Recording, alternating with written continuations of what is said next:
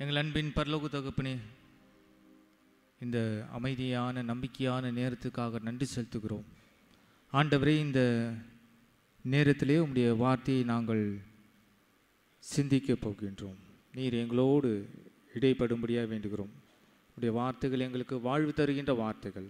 அந்த வாழ்வை பெற்றுக்கொள்வதற்கு எங்களுடைய எல்லா செயல்களையும் ஒருமுகப்படுத்தும்படியாக எங்கள் மீட்பெரும் எங்கள் இரட்சகர் இயேசு கிறிஸ்துவின் வழியாக வேண்டிக் கொள்கிறோம். ஆமென். ஆண்டவராய் இயேசு கிறிஸ்துவின் திருப்பெயரிலே உங்கள் அனைவருக்கும் இந்த நாளுக்கான வாழ்த்துக்களை தெரிவித்துக் கொள்கிற தோதுறோம். அன்புக்குரியவர்களே, இந்த மகிழ்ச்சியான நம்பிக்கையான நேரத்திலே திருச்சபையாக நாம் ஒரு தலைப்பை நாம் சிந்திக்க அழைக்கப்பட்டிருக்கின்றோம். தென்னிந்திய திருச்சபை மற்றும் உலக திருச்சபை மாமன்றம் இந்த நாளிலே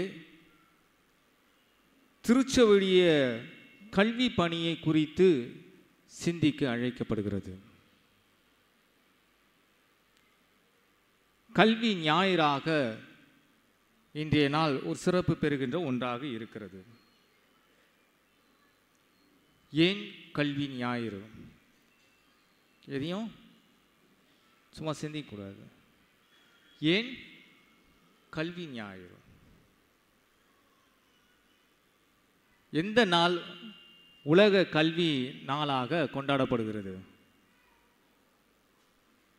இன்டர்நேஷனல் டே ஆஃப் எஜுகேஷன். எந்த நாள்? சத்தமா? செப்டம்பர். அது teachers day. Teachers day, international day of education. ஜனவரி மாதம் 24ஆம் தேதி உலக கல்வி நாளாக கொண்டாடப்படுகின்ற ஒன்றாக இருக்கிறது. டீச்சர்ஸ் டே செப்டம்பர், அது இந்தியாவில் செப்டம்பர் 5. ஒவ்வொரு நாடும் அதனுடைய சூழ்நிலைக்கு ஏற்ப அந்த சிறப்பு நாளை, ஆசிரியர் தினத்தை கொண்டாடுகிறார்கள். அது மட்டுமல்ல, வேர்ல்ட் டீச்சர்ஸ் டே என்கின்ற நாள் இருக்குது. எப்போ வருது? இதுவும் கல்வி. எப்போ வருங்க? தேடி பாருங்கள், அலைசி பாருங்கள். அக்டோபர் மாதம் 5ஆம் தேதி வேர்ல்ட் டீச்சர்ஸ் டே. ஏன் இந்த கல்வி ஞாயிறை நாம் கொண்டாட வேண்டும்? இதுக்கு ஒரு வரலாறு இருக்கிறது. 17, 18ஆம் நூற்றாண்டுகளே திருச்சபையில் இருக்கின்ற பெரியவர்கள் அவர்கள் திருச்சபை 4 சுவற்றிலே இருப்பது மட்டுமல்ல, அதையும் தாண்டி ஆண்டவருடைய வார்த்தையை இறை மக்களுக்கு பகிர்ந்தளிக்க வேண்டும் என்கின்ற ஒரு சிந்தனையை அவர்கள் முன்வைத்தார்கள். கற்றுக்கொள்கின்ற ஆற்றலை அனைவரும் பெற்றுக்கொள்ள வேண்டும் என்கின்ற கருத்து முன்பாக வைக்கப்படுகின்ற ஒன்றாக இருக்கிறது. இந்த நாள் அந்த கற்றுக்கொள்கின்ற சிறப்பான ஒரு தன்மையை நாம் கொண்டாட அழைக்கப்படுகின்றோம். கற்றுக் கொடுப்பது மட்டுமல்ல, கற்றுக்கொள்வதற்கான சிறப்பு தன்மை நாம் கொண்டாட அழைக்கப்படுகின்றோம். அது மட்டுமல்ல, அதை கற்றுக் கொடுக்கின்ற ஆசிரியர்களை நாம் நினைவு கூற வேண்டும். அவர்களுக்காக ஜெபிக்கின்ற ஒரு ஜெப நிலையை உருவாக்க வேண்டும். நிறுவனங்களுக்காக நாம் ஜெபிக்கின்ற பண்பை பெற்றிருக்க வேண்டும். அதை தொடர்ந்து பார்க்கும்பொழுது இவையெல்லாம் கடவுளுடைய இறையரசுக்கு ஒரு பெரிய நம்பிக்கை ஏற்படுத்துகின்ற ஒன்றாக கல்வி இருக்கிறது. அதிலும் திருச்சபை கல்வி முதன்மையானதாக இருக்கிறது என்பதை நினைவு கூற நாளாக இந்த நாள் இருக்கிறது. செப்டம்பர் மாதம் 2வது வாரம் தான் அந்த நாளை நினைவு கூறுகின்ற நாளாக இருக்கிறது என்பதை வரலாற்று ஆசிரியர்கள் தங்களுடைய எழுத்துக்களில் அதை பதிய வைத்திருக்கிறார்கள். திருமறை நமக்கு கற்றுக் கொடுக்கின்ற ஒன்றாக இருக்கிறது. இந்த திருமறை ஒவ்வொரு நாளும் நமக்கு ஆண்டுடைய வார்த்தையை நமக்கு பயிற்றுவிக்கின்ற ஒன்றாக இருக்கிறது. ஆதி ஆகமத்திலே பார்க்கும் பொழுது 12ஆம் பகுதியிலே கடவுள் ஆபிரகாமுக்கு கற்றுக் கொடுக்கிறார் தன்னுடைய வாக்குறுதியை. காணாத ஒரு வாக்குறுதியை நீ எப்படி பின்பற்ற வேண்டும் என்பதை கற்றுக் கொடுக்கிறவராக இருக்கின்றார். அது மட்டுமல்ல, தொடர்ந்து அந்த பகுதியிலே பார்க்கும்பொழுது சட்ட புத்தகத்திலும் இறைவாக்கு புத்தகத்திலே பார்க்கும்பொழுது இஸ்ராயேல் மக்களுக்கு அவர்களுக்கு ஆண்டவர் கட்டளைகளை கொடுக்கின்றார். அந்த கட்டளைகளை நீ பின்பற்ற வேண்டும் என்கின்ற அறிவுரைகளை கொடுக்கின்றார். இறைவாக்குகள் நிறைவேற்றப்படுகின்ற அந்த ஞானத்தை, ஆற்றலை உணர்கின்ற படிப்பினை அவர்கள் கற்றுக் கொடுக்கிறவராக இருக்கின்றார். நற்செய்தி பகுதியிலே ஆண்டவர் இயேசு கிறிஸ்து தன்னை பின்பற்றின ஒவ்வொரு சீடர்களுக்கும் இறை அரசுக்கான தகவல்களை கற்றுக் கொடுக்கிறவராக இருக்கிறார். ஓமைகள் வழியாக, உருவங்கள் வழியாக அவர் கற்றுக் கொடுக்கின்ற ஒரு செயல்களை பார்க்க முடிகிறது. நிருப பகுதிகளும் திருவெளிப்பாட்டில் வெளிப்படுத்தின பகுதிகளிலே அந்த கற்றுக்கொள்கின்ற அந்த கல்வி அங்கு சொல்லப்படுகின்ற ஒன்றாக இருக்கிறது. சங்கீதக்காரர் 111:10 சொல்கின்றார், ஆண்டுடைய வார்த்தை எப்படிப்பட்டதாக இருக்கிறது? கர்த்தருக்கு பயப்படுதலே ஞானத்தின் ஆரம்பம், அவருடைய கற்பனைகளின்படி செய்கிற யாவருக்கும் நற்புத்தி உண்டு, அவர் புகழ்ச்சி என்றென்றைக்கும் நிற்கும் என்று அவர் சொல்கின்றார். திருச்சபை இந்த கல்வி பணியிலே எதை முன்வைக்கிறது என்பதை நாம் நினைவு கூற அழைக்கப்பட்டிருக்கிறோம். பல நேரங்களில் திருச்சபையும் கல்வி பணியும் வேறு வேறு என்பதை நாம் பிரித்து வைத்திருக்கோம். இல்லை, கல்வி பணியும் திருச்சபையும் ஒன்றை ஒன்று சார்ந்திருக்கிறது. ஒன்றை ஒன்று சார்ந்திருக்கிறது. திருமறையும் கல்வி பணியும் ஒன்றை ஒன்று அடிப்படை நிலைப்பாட்டை பெற்றிருக்கிறது. இந்தியாவுடைய முதல் அதிநவீனத்துவ, அதாவது மாடர்ன் ஸ்கூல் எங்க இருக்கு தெரியுங்களா? என்ன ஐயர் இன்னைக்கு நிறைய கேள்வி கேட்க வேண்டாம். மாடர்ன் ஸ்கூல், முதல் பள்ளி, மாடர்ன் ஸ்கூல், முதல் பள்ளி இந்தியாவிலே எங்கு துவங்கப்பட்டது? நம் அருகில் தான் இருக்கிறது.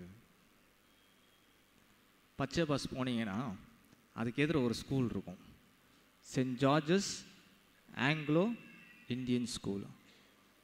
அதுதான் இந்தியாவிலே முதல் அந்த ஆங்கிலேயர்களாக துவக்கப்பட்ட பள்ளி.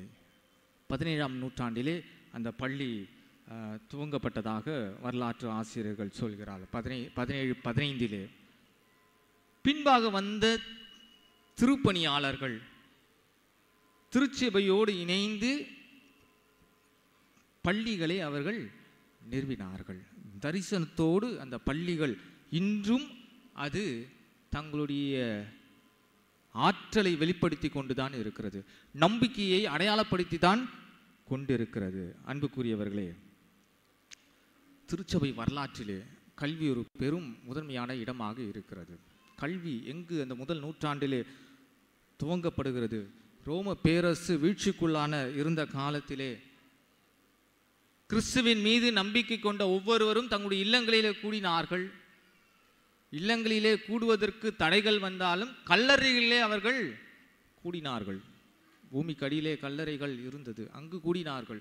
அங்கு கடவுளுடைய நம்பிக்கையை கற்றுக் கொடுத்தார்கள். கிறிஸ்துவின் மீது வைக்கப்படுகின்ற உறுதிப்பாட்டை கற்றுக் கொடுத்தார். வாய்மொழி நற்செய்தி, டிடாக்கே என்கின்ற சொல்கின்ற அந்த வாய்மொழி நற்செய்தியை முதலாக நாம் எப்படி கிறிஸ்துவை பின்பற்ற வேண்டும், எப்படி உபாசிக்க வேண்டும், எப்படி ஜெபிக்க வேண்டும், என்ன முறைகள் இருக்கிறது என்பதை அவர்கள் கற்றுக் கொடுத்தார்கள். பின்பு எழுத்து வடிவிலே நற்செய்தி பகுதிகள் வந்த பின்பாக அந்த இறை நம்பிக்கை, அந்த கல்வி பணி இன்னும் மென்மேலாக சிறப்புற செய்கின்ற ஒன்றாக இருக்கிறது. 2ஆம் 3ஆம் நூற்றாண்டில் வாழ்ந்த இறை தந்தையர்கள் திருச்சபையாக இந்த கல்வி பணிக்கு தங்களை இணைத்து கொண்டார்கள்.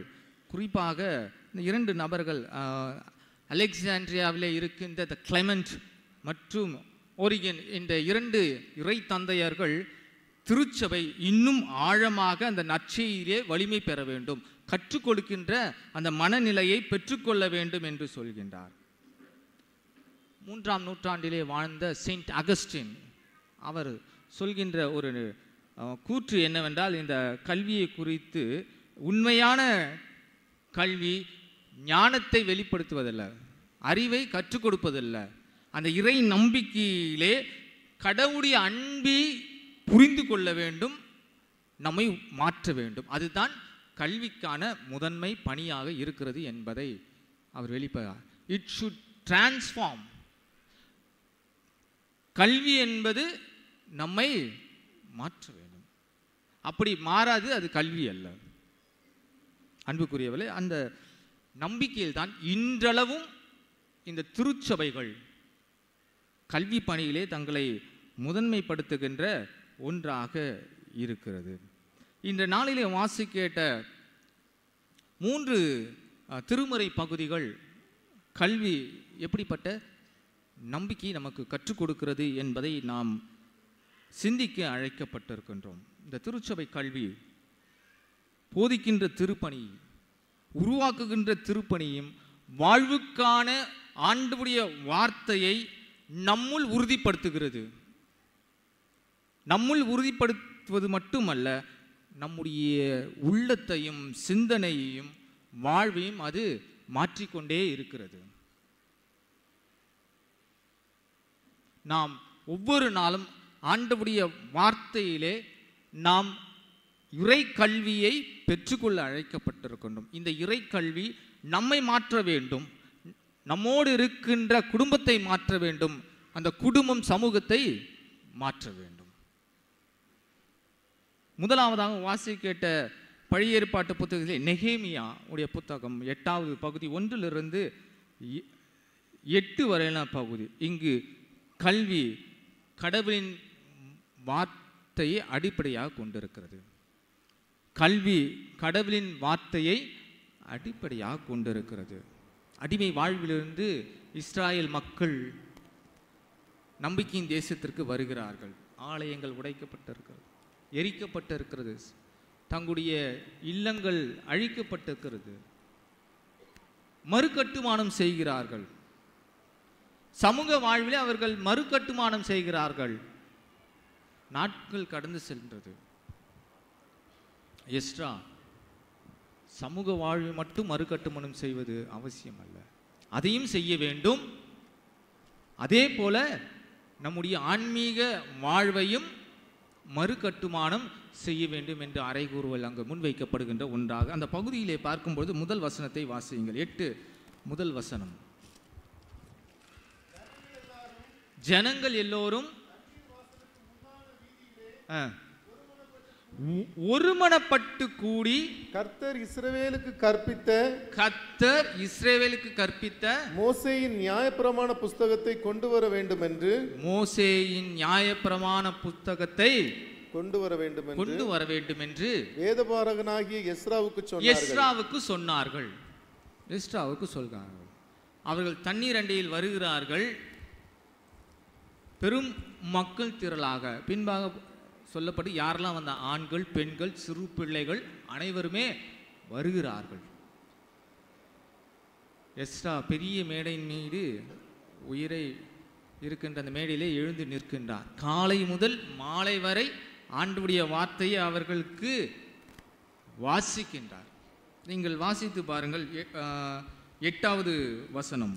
அவர்கள் தேவனுடைய நியாயப்பிரமாண புஸ்தகத்தை தீர்க்கமாய் வாசித்து அர்த்தம் சொல்லி வாசித்ததை அவர்களுக்கு விளங்க பண்ணினார்கள்.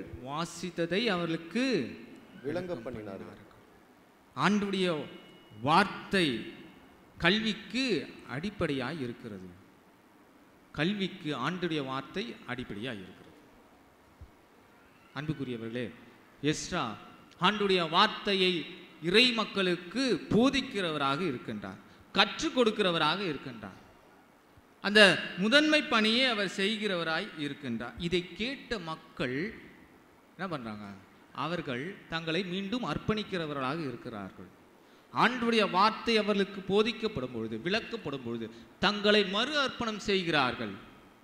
9வது வசனத்தை வாசியுங்கள். ஜனங்கள் எல்லாரும் நியாயப்பிரமாணத்தின் வார்த்தைகளை கேட்டபோது அழுதபடியால் திர்ஷாதா எனப்பட்ட நெகேமியாவும் வேதபாரகனாகிய எஸ்ரா என்னும் ஆசாரியனும் ஜனங்களுக்கு விளக்கி காட்டின லேவியரும் சகல ஜனங்களையும் நோக்கி, இந்த நாள் உங்கள் தேவனாகிய கர்த்தருக்கு பரிசுத்தமான நாள். நீங்கள் எல்லோரும் அழுகிறார்கள். ஆண்டவருடைய வார்த்தையை கேட்ட பொழுது அழுகிறார்கள். அந்த வார்த்தை எப்படி அவருடைய வாழ்விலே, அவருடைய உள்ளத்திலே எவ்வளவு பெரிய ஆற்றலை வெளிப்படுத்தின ஒன்றாக இருக்கிறது. திருச்சபை கல்வி நம்முடைய வாழ்விலே வெறும் என்னது இன்ஃபர்மேஷன் இல்லை. இன்னைக்கு பல நேரங்களில் இந்த எஜுகேஷன் பிகம் இன்ஃபர்மேஷன், அதுவல்ல, அது டிரான்ஸ்ஃபர்மேஷனாக இருக்க வேண்டும்.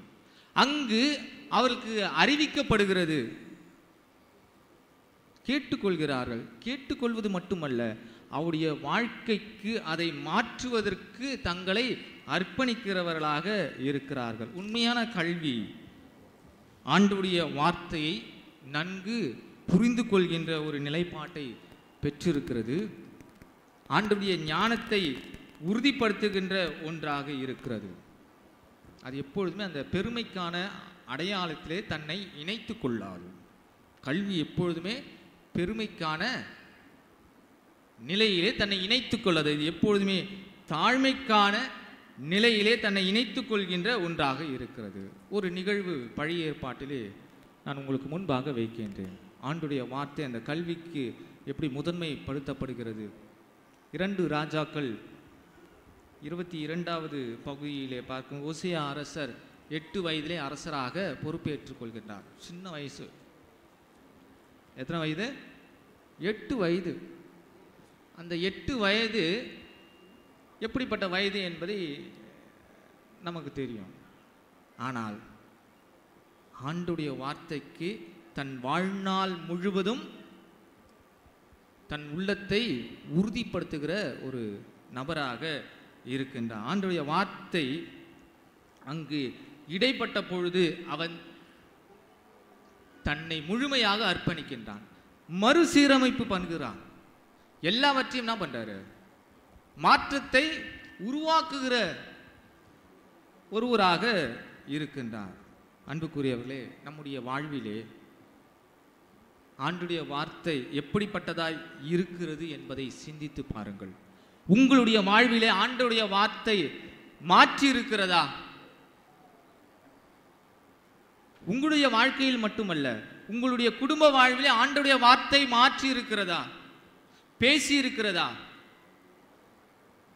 ஆண்டுடைய வார்த்தை எப்படிப்பட்டது? அது இருபுறமும் கற்குள்ள பட்டயம். சும்மா போய் சும்மா வராது. அது மாற்றத்தை தருகின்ற ஒன்றாக இருக்கிறது. தனிப்பட்ட வாழ்வு, குடும்ப வாழ்விலும் அதை தொடர்ந்து அந்த குடும்பம் எப்படி இந்த சமூகத்திலே ஒரு மாற்றத்தை வெளிப்படுத்துகின்ற ஒன்றாக இருக்கிறது. நாம் எப்பொழுதுமே அந்த நினைவிலே கொள்ள வேண்டும். கல்விக்கு அடிப்படை ஆண்டவருடைய வார்த்தை. ஆண்டவருடைய வார்த்தை எப்பொழுதுமே நம்மை மாற்றுகின்ற ஒன்றாக இருக்கிறது. நம்மை மட்டுமல்ல, நம்முடைய குடும்பத்தையும் சமூகத்தையும் மாற்றம் செய்யும். அதுதான் வரலாறு நமக்கு கற்றுக் கொடுக்கின்ற ஒன்றாக இருக்கிறது. நாம் எப்படி இருந்தோம் என்பதை நினைத்து பாருங்கள். இந்த கல்வி நற்செய்தி பணியாளர்களாலே கொடுக்கப்பட்ட பொழுது நம்முடைய முன்னோர்கள் எப்படிப்பட்ட தாக்கத்தை இந்த சமூகத்திலே வைத்தார்கள். இன்று அதனுடைய தாக்கம் நம்முடைய வாழ்விலே எப்படி பயணித்து கொண்டிருப்பது, அது நம்முடைய எதிர்காலத்திற்கு எப்படி பயணிக்கிறது என்பதை நினைத்து பாருங்கள். ஆண்டுடைய வார்த்தையை அவர்கள் சுமந்து வராவிட்டால் இன்று இந்த கல்வி பணி இருந்திருக்காது. ஏதோ ஒரு நிலையில் இருந்திருக்கலாம், ஆனால் அது ஆழமான ஒரு நிலைப்பாட்டிலே அது இருந்திருக்காது. நம்முடைய வாழ்க்கையிலே அப்படிப்பட்ட ஒரு நிலைப்பாட்டை சிந்திக்க அழைக்கப்படும். திருமறை நமக்கு நினைவுக்குற்ற ஒன்று. 2 தீமோத்தேயு 3ஆம் அதிகாரத்திலே பார்க்கும்போது, வேத வாக்கியங்களெல்லாம் தேவாவினாலே அருளப்பட்டிருக்கிறது. தேவனுடைய மனுஷன் தேறினாவும் எந்த நற்கிக்கு தகுந்த தகுதி உள்ளவனாகவும் இருக்கும்படியாக அவைகள் உபதேசிப்பதற்கும் கடிந்து கொள்வதற்கும் சீர்திருத்தத்திற்கும் நீதியை படிப்பதற்கும் பிரோஜனமுள்ளதாய் இருக்கிறது. இது எல்லாவற்றுக்கும் பிரோஜனம் உள்ளதாக இருக்குது. ஆண்டவருடைய வார்த்தை எல்லாவற்றுக்கும் பிரோஜனம் உள்ளதாக இருக்கிறது. அது எப்பொழுதுமே அது மாற்றத்திற்கான வார்த்தையாக இருக்கிறது. அதை தொடர்ந்து பார்க்கும்பொழுது சங்கீதங்களின் புத்தகம் 119, 105 அது நம்முடைய கால்களுக்கு அது தீபமாகவும் பாதைக்கு வெளிச்சமாக இருக்கிறது. அது எப்பொழுதுமே நம்மை வழிநடத்துகிறது. ஆண்டவருடைய வார்த்தை நம்முடைய வாழ்வுடைய அடித்தளத்திற்கு பெரும் ஒரு அடையாளமாக இருக்கிறது என்பதை நாம் நினைவு கூற அழைக்கப்பட்டிருக்கின்றோம். முதல் நூற்றாண்டிலே வாழ்ந்த இறை தந்தையர் சொல்லுகின்றார், ignorance of scripture is ignorance of Christ. Ignorance of scripture is ignorance of Christ. நீ கிறிஸ்துவை அறியவில்லை என்றால் திருமறையை நீ அறிந்திருக்க மாட்டாய். நீ திருமறையை அறிந்திருக்கவிட்டால் கிறிஸ்துவை அறிந்திருப்பதில்லை. ஆனால் தான் ஆண்டவர் சொல்கின்றார், என்னை குறித்து நீ எங்க தேடணும்? அவருடைய வார்த்தையிலே தேடுங்கள். அங்கு பேசப்பட்டிருக்கிறது, அங்கு பேசப்பட்டிருக்கிறது. அன்புக்குரியவர்களே, திருச்சபை இந்த கல்விக்கு ஆண்டவருடைய வார்த்தையை அடிப்படையாக வைத்திருக்கிறது. அதை நாம் சிந்திக்கும் பொழுது, விளக்கத்தை பெற்றுக்கொள்ளும் பொழுது அது நம்மை மாற்றுகிற ஒன்றாக இருக்கிறது. நம்மை மட்டுமல்ல, நம்முடைய குடும்பத்தையும் நம்முடைய சமூகத்தையும் மாற்றத்தை நேராக அழைத்து செல்கின்ற ஒன்றாக இருக்கிறது. இரண்டாவதாக பார்க்கும் பொழுது இந்த கல்வி சமூகத்தில் பகிரப்படுகின்ற ஒன்றாக இருக்கிறது.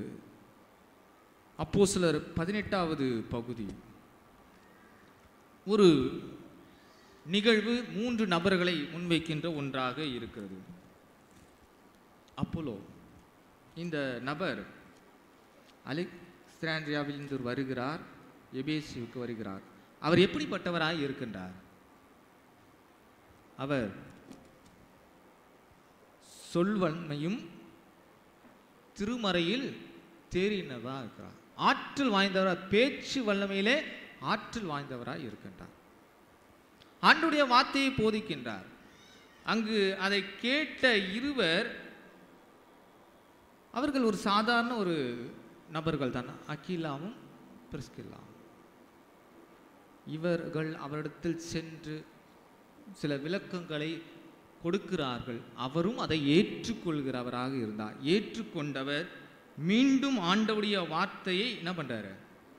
சுமந்து செய்கின்றார், அறிக்கை செய்கின்றார். கல்வி எப்பொழுதுமே இந்த சமூகத்திலே அது அறிவிக்கப்படுகின்ற ஒன்றாக இருக்கிறது. திருமறை கல்வியை நாம் அறிவிக்க வேண்டும், போதிக்க வேண்டும். அந்த போதனைகளிலே நாம் உறுதிப்படுத்த அழைக்கப்பட்டிருக்கின்றோம். ஒரு சிறந்த ஆசிரியர் எப்படிப்பட்டவராய் இருக்க வேண்டும்? சொல்லுங்க பார்க்கலாம். ஒரு சிறந்த ஆசிரியர், சிறந்த ஆசிரியர்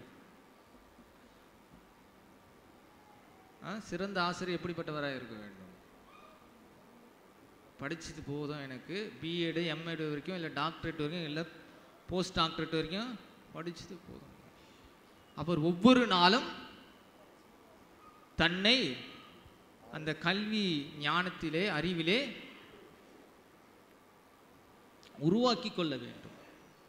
இந்த உலகம் மாற்றத்தை நோக்கி கடந்து சென்றே கொண்டிருக்கிறது. மாற்றத்தை நோக்கி கடந்து சென்று கொண்டிருக்கிறது. ஏற்கனவே பிளான் பண்ணிட்டாங்க 21st செஞ்சுரி எப்படி இருக்கணும்னு. எனக்கு போன வாரம் தான் தெரியும்.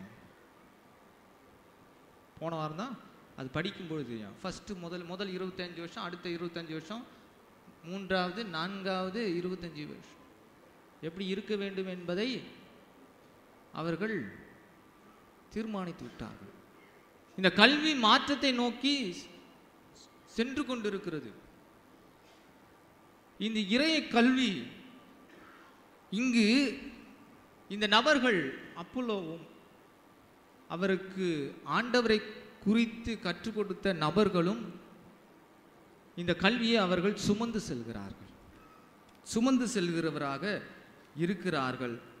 ஒவ்வொரு நாளும் ஏற்றுக்கொள்கின்ற நினைப்பார். இதில் என்ன விஷயம்னா, அப்போலோ கிட்டேருந்து நம்ம கற்றுக்க வேண்டிய ஒரு பெரிய ஒரு நல்ல ஒரு எடுத்துக்காட்டு, அவன் ஏற்கனவே திருமறையிலே தேறினவனாக இருந்தான். ஆனாலும் அக்கிலாவின் பிரிஸ்கில்லாவின் வழியாக கற்றுக்கொள்கிறார், இன்னும் கற்றுக்கொள்கிறார், இன்னும் தெளிவு பெறுகிறார். அந்த தெளிவை அவர் உறுதிப்படுத்துகிறார். பல நேரங்களில் நாம் கற்றுக்கொள்வதற்கு தயங்கி கொண்டு இருக்கிறோம், தவிர்த்து கொள்வதை தயங்கி கொண்டு இருக்கிறோம். நம்ம போதும். திருச்சபை நாம் எப்பொழுதும் இன்னும் திருமறையிலே வளர அழைக்கப்பட்டிருக்கின்றோம். அந்த நம்பிக்கையிலே ஒவ்வொரு நாளும் அதை உறுதிப்படுத்த வேண்டும்.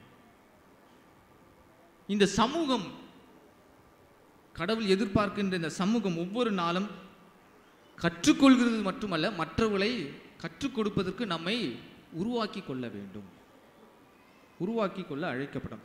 தீமோத்தேயுடைய வாழ்வை நீங்கள் சிந்தித்து பாருங்கள். அவருக்கு யார் விசுவாசத்தை கற்றுக் கொடுத்தார்கள்? அந்த விசுவாசம் என்கின்ற கல்வியை அவர்களுக்கு யார் கற்றுக் கொடுத்தார்கள்? பாட்டியும் தாயும் கற்றுக் கொடுத்தார்கள். அங்குதான் அந்த முதன்மை கல்வி ஆரம்பிக்கிறது. அங்குதான் அந்த முதன்மை கல்வி ஆரம்பிக்கின்ற ஒன்றாக இருக்கிறது. அங்குதான் அந்த சமூகம் அந்த முதன்மை கல்விக்கு விதைக்கின்ற ஒன்றாக இருக்கு. நாம் நம்முடைய பிள்ளைகளுக்கு கற்றுக் கொடுக்கிறோமா விசுவாசத்தை? தீமோத்தேயுடைய வாழ்க்கையை படிப்பது மட்டுமல்ல, அவருடைய பெற்றோரும் அவருடைய பெற்றோரின் பெற்றோருடைய வாழ்வை சிந்திப்பது மட்டுமல்ல, அவருடைய வாழ்விலே நாம் எதை பெற்றிருக்கிறோம், எதை கற்றுக்கொண்டிருக்கிறோம் என்பதை நாம் சிந்திக்க அழைக்கப்பட்டிருக்கின்றோம். அந்த விசுவாசத்தை அவர்கள் கற்றுக் கொடுக்கிறவர்களாக இருந்தார்கள். அந்த விசுவாசத்திலே ஒவ்வொரு நாளும் அவர் வளர்வதற்கான ஏற்ற நிலைப்பாட்டை பெற்றிருந்தார். அதனால்தான் பவுல் அங்கு சான்று கூறார், உன்னுடைய விசுவாசம் அவர்களைப் போல இருக்க வேண்டும், அவர்களைப் போல இருக்க வேண்டும், பெற்றோரின் பெற்றோர்களைப் போல அந்த விசுவாசம் இருக்க வேண்டும். இந்த கற்றுக் கொடுக்கின்ற பணி சமூகத்தில் அல்ல, முதல்ல எங்கே வரணும்? குடும்பத்திலே அந்த நிலையிலே வருகின்ற ஒரு அடையாளமாக இருக்க வேண்டும். அப்பொழுதுதான் இந்த சமூகம் ஒரு பெரிய ஒரு நம்பிக்கையின் சமூகமாக மாறும். திருச்சபை நம்பிக்கையின் சமூகமாக அடையாளப்படுத்தப்படுகின்ற ஒன்றாக இருக்கிறது. ஆங்கில ஒரு வார்த்தை, when the family teaches, ஒரு குடும்பம் கற்றுக்கொள்ளும் பொழுது the church strengthen, திருச்சபை வலிமை பெறுகிறது. எங்கங்க சர்ச் ஸ்ட்ரெங்தா இருந்தா குடும்பம் நல்லா இருக்கணும் இல்ல? குடும்பம் வலிமை பெறும்போது, விசுவாசத்திலே கற்றுக் கொடுக்கும்போது திருச்சபை வலிமை பெறுகின்ற ஒன்றாக இருக்கிறது. இந்த திருச்சபை சமூகத்திலே அடையாளப்படுத்தும் பொழுது அந்த விசுவாசத்திலே வளர்கின்ற ஒன்றாக இருக்கிறது, விசுவாசத்திலே வளர்கின்ற ஒன்றாக இருக்கிறது. நீங்கள் வாசியுங்கள் நீதிமொழிகள் 27:17 பகுதி. நீதிமொழிகள் 27:17 பகுதி. இரும்பை இரும்பு கருக்கிடும், இரும்பை இரும்பு கருக்கிடும், அப்படியே மனுஷனும் தன் சிநேகிதனுடைய முகத்தை கருக்கிடுகிறான், தன் சிநேகிதனுடைய முகத்தை கருக்கிடுகிறான். இது கொஞ்சம் கடினமான வார்த்தை விளக்கம். ஆங்கிலத்திலே அழகாக சொல்லப்பட்டிருக்கிறது, iron sharpens iron, iron sharpens iron and one man sharpens another. அப்ப யாரு? ஒரு மனிதன் மற்றவனை கூர்மைப்படுத்துகிறான். முட்டாள் என்னைக்குமே இன்னொருத்தர் என்ன பண்ணுவாங்க? கொஞ்சம் சத்தமா சொல்லுங்களேன். முட்டாள் என்னைக்குமே இன்னொருத்தனை எப்படி பண்ணுவான்? அறிவாளி ஆக்குவானா? முட்டாள் ஆக்குவான். ஆனால் இங்கு திருமறை சொல்கிறது, அறிவாளி எப்பொழுதுமே வேறொருவரை. அதனால்தான் நமக்கு ஒரு சிறந்த மென்டர், முன்மாதிரி இயேசு கிறிஸ்து. சிறந்த முன்மாதிரி இயேசு கிறிஸ்து. அதே நிலையில் உலகத்திலே சிறந்த முன்மாதிரிகள் இருக்கிறார். நீங்கள் டெண்டுல்கர் கிட்ட போய் கேட்டிங்கன்னா உனக்கு யார்ப்பா மென்டர்னு கேட்டால் அவங்க கோச் ஒன்று சொல்லுவார். அதே நிலையில் இன்னைக்கு எல்லா சிறு பிள்ளைகளிடத்தில் கேட்டீங்கன்னா யாரை சொல்லுவாங்க? அவங்க சொல்லுவாங்க. அதுக்கு யாருன்னா இவரை சொல்லுவாங்க. அப்போ நாம் இந்த சமூகத்திலே ஒரு பெரிய மாற்றத்தை கொண்டு வர வேண்டும் என்றால் மற்றவர்களுக்கு கற்றுக்கொள்கின்ற, பயிற்றுவிக்கின்ற, மற்றவர்களிடத்தில் நாம் கற்றுக்கொள்கின்ற நிலைப்பாட்டை அடையாளப்படுத்த வேண்டும். அப்பொழுதுதான் இந்த இறை கல்வி மாற்றுகின்ற அந்த மாற்றத்தை வெளிப்படுத்துகின்ற ஒன்றாக இருக்கிறது. கொலோசியர் 3வது பகுதி 16வது வசனம்.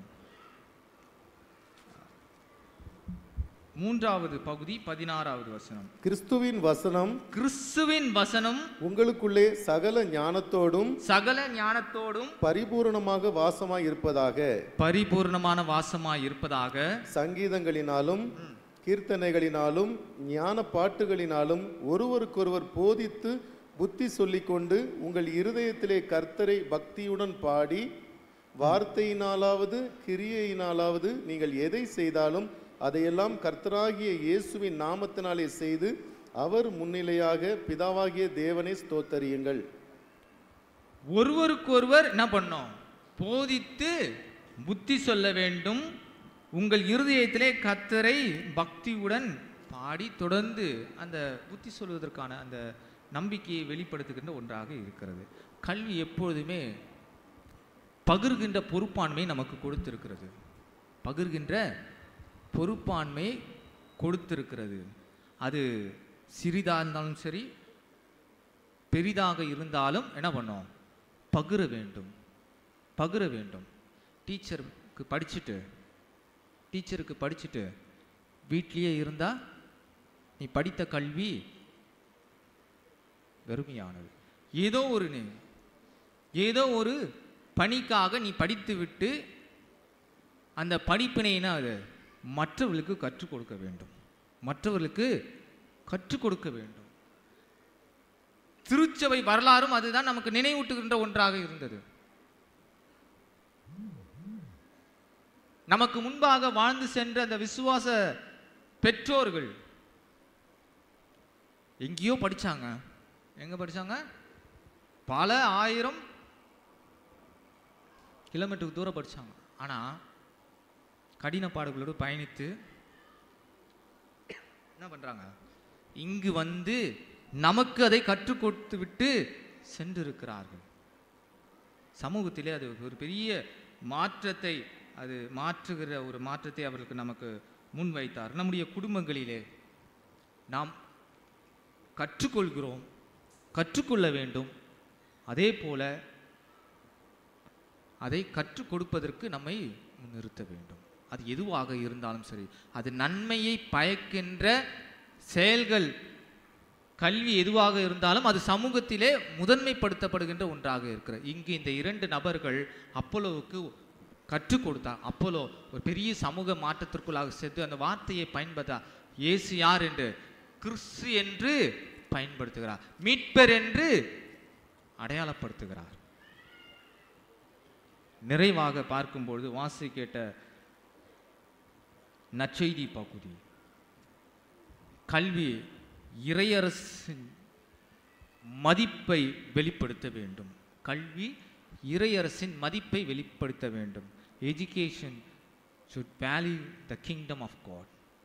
மதிப்பை வெளிப்படுத்த வேண்டும். நான் கற்றிருக்கின்ற இந்த கல்வி என்னுடைய பண்பை வெளிப்படுத்த வேண்டும். ஆண்டவர் அதனால தான் முதல்லயே மத்தேயு எழுதின அந்த பகுதியிலே அதை சொல்லுகிறார், அதை கற்றுக் கொடுக்கிறார். ஏழையின் உள்ளத்தோர் பேறு பெற்றோர், பாக்கியவான்கள். நீ எப்படிப்பட்ட நிலையை நீ ஒவ்வொரு நாளும் கற்றுக்கொள்கிறாய், அதை எப்படி வெளிப்படுத்த வேண்டும் என்பதை உறுதிப்படுத்துகிறார். அன்புக்குரியவர்களே, இந்த கிறிஸ்துவின் கல்வி, அந்த கிறிஸ்தவ கல்வி நம்முடைய தன்மையை உருவாக்க வேண்டும், அதற்கான பண்பை வெளிப்படுத்த வேண்டும்.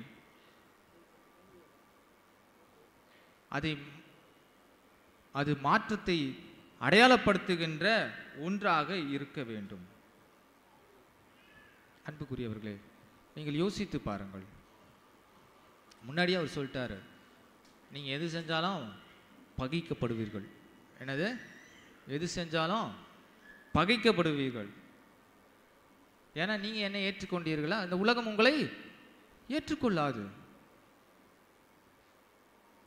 அந்த உண்மையான தகவை நீ பெற்றிருக்கும் பொழுது உலகம் உன்னை வெறுக்கும்.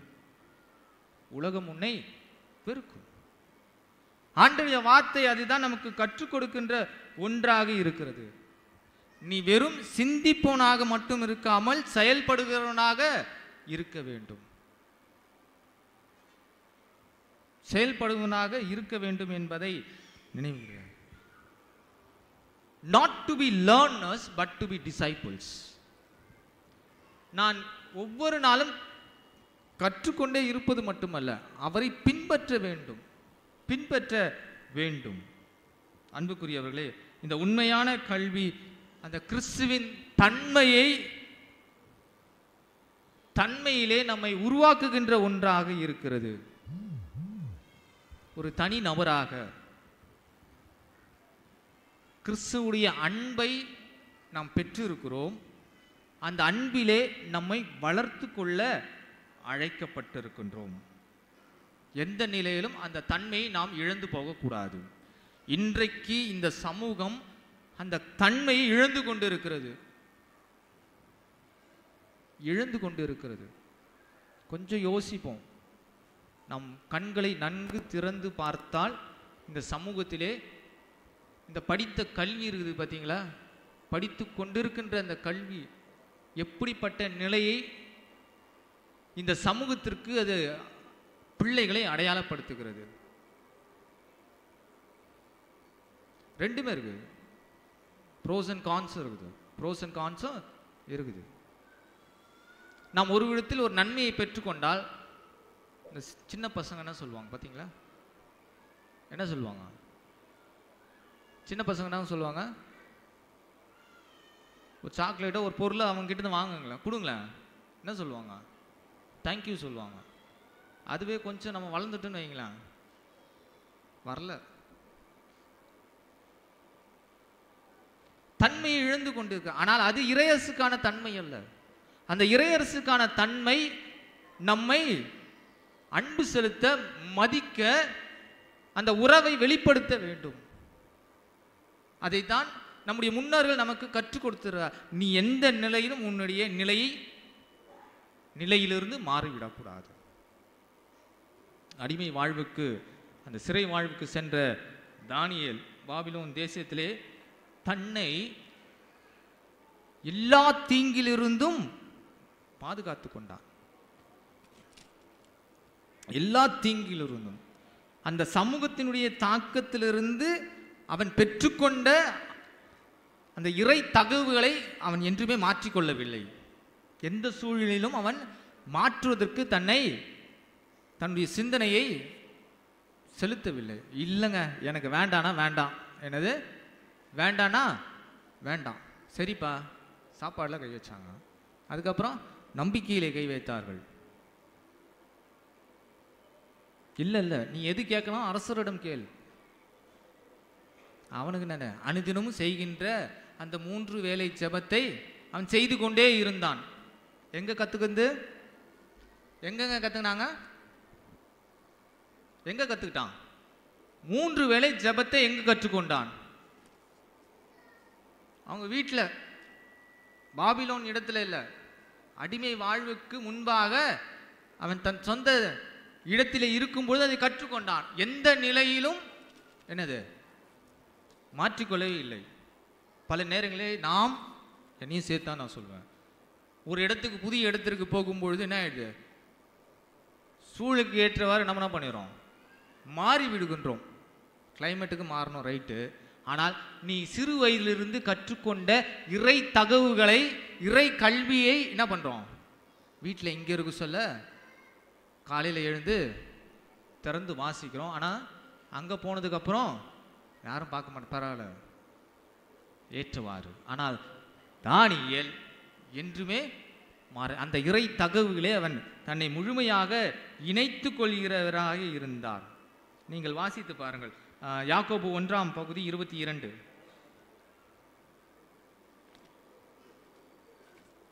ஒன்றாவது பகுதி 22. அல்லாமலும் நீங்கள் உங்களை வஞ்சிக்காதபடிக்கு திருவசனத்தை கேட்கிறவர்களாய் மாத்திரமில்லாமல் அதன்படி செய்கிறவர்களாய் இருங்கள். அதன்படி செய்கிறவர்களாய் இருங்கள். இந்த 3 ஜெபம் எங்க வந்தா சுருக்குமா, ஆபிரகாம் காலையிலே அதிகாலை நேரத்திலே ஆண்டவரோடு பேசுகின்றார். மாலை நேரத்திலே ஈசாக்கு ரெபெக்காளை அழைத்து கொண்டு தன் தாயினுடைய கூடாரத்துக்கு சென்று அங்கு வேண்டுதல் செய்கின்றான். இரவு நேரத்திலே தன் சகோதரனுக்காக தப்பித்து ஓடுகின்ற சூழலிலே ஆண்டவர் அங்கு இடைப்படுகிறார். யாக்கோபிடத்தில் முப்பிதாக்கள் கற்றுக் கொடுத்த ஒரு பாடம். நாம் ஒவ்வொரு நாளும் அதை கேட்பது மட்டுமல்ல, அதன்படி செய்கிறவர்களாக அழைக்கப்பட்டிருக்கின்றோம். இந்த கல்வி சிறு பிள்ளைகளுக்கும் நமக்கும் ஒரு பெரிய ஆற்றலை தருகின்ற ஒன்றாக இருக்கிறது. இறை தகவுகளை கற்றுக் கொடுக்கின்ற, வெளிப்படுத்துகின்ற ஒன்றாக இருக்கிறது. ஒவ்வொரு நாளும் இந்த கல்வி நம்மை பயிற்றுவிக்கின்ற ஒன்றாக இருக்கிறது. ஆண்டுடைய வார்த்தையிலே இந்த சமூகத்தினுடைய அறிவிலே வளர அழைக்கப்பட்டவர்களாய் இருக்கின்றோம். நம்முடைய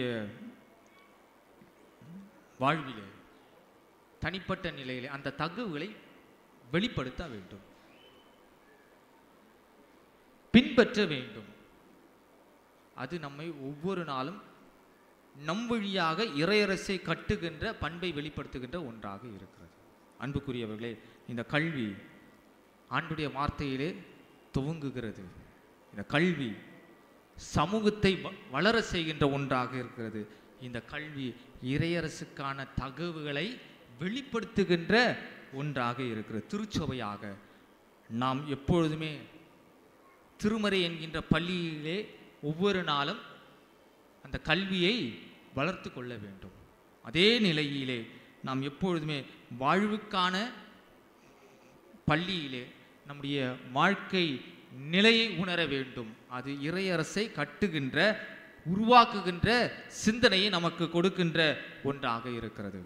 இந்த கல்வி ஞாயிறிலே திருச்சபையாக, தனி நபர்களாக நாம் வளர அழைக்கப்பட்டிருக்கின்றோம். அந்த வளருவதற்கு ஆண்டவருடைய வார்த்தை அடிப்படையாக இருக்கிறது. இந்த அடிப்படையின் வார்த்தை நம்மை இறையரசை கட்டுவதற்கு கடவுள் நம்மை பயன்படுத்தி கொண்டுகிறார். வெறும் கற்றுக் கொடுப்பது மட்டுமல்ல, கற்றுக்கொள்வதற்கு நாம் அழைக்கப்பட்டிருக்கின்றோம். நாம் கற்றுக்கொள்வதற்கு மட்டுமல்ல, நாம் மற்றவர்களை பயிற்றுவிக்க, கற்றுக் கொடுக்க நாம் அழைக்கப்பட்டிருக்கிறோம் என்பதை நாம் நினைவு கூற வேண்டும். தலைகளை தாழ்த்தி ஆண்டவருடைய இறை பிரசனத்திலே நாம் காத்திருப்போம். ஆண்டவர் நமக்கு கொடுத்திருக்கின்ற பெரும் கட்டளை, நான் உங்களுக்கு கட்டளையிட்ட யாவையும் அவளை கை கொள்ளும்படி அவளுக்கு உபதேசம் பண்ணுங்கள், கற்றுக் கொடுங்கள். இந்த உலகத்தின் முடிவு பரிந்தும் சகல நாட்களும் நான் உங்களோடு இருப்பேன் என்று அவர் உறுதியளித்திருக்கிறார். அன்பின் பரலோக தகப்பனே, உம்முடைய இறை பிரசன்னத்திலே எங்களை அர்ப்பணிக்கின்றோம். ஆண்டவரே, உம்முடைய சமூகத்திலே நாங்கள் பெற்றிருக்கின்ற இறை ஞானத்திற்காக நன்றி செலுத்துகிறோம். கல்வி எப்பொழுதுமே எங்களுக்கு இறை வார்த்தையின் வழியாக வருகிறது. அது எங்களுடைய சமூகத்தை வளர்ச்சி செய்கின்ற ஒன்றாக இருக்கிறது. இறையரசுக்கான தகவுகளை நிறைவு செய்கின்ற ஒரு நிலைப்பாட்டிலே நாங்களும் பங்கு பெறுவதற்கு எங்களை அர்ப்பணிக்கின்றோம். நீரே எங்களோடு எங்களையும் எங்களுடைய எல்லா செயல்களையும் உறுதிப்படுத்த முடியாது எங்கள் மீட்பெரும் எங்கள் இரட்சகர் இயேசு கிறிஸ்துவின் வழியாக வேண்டிக் கொள்கிறோம். ஆமென்.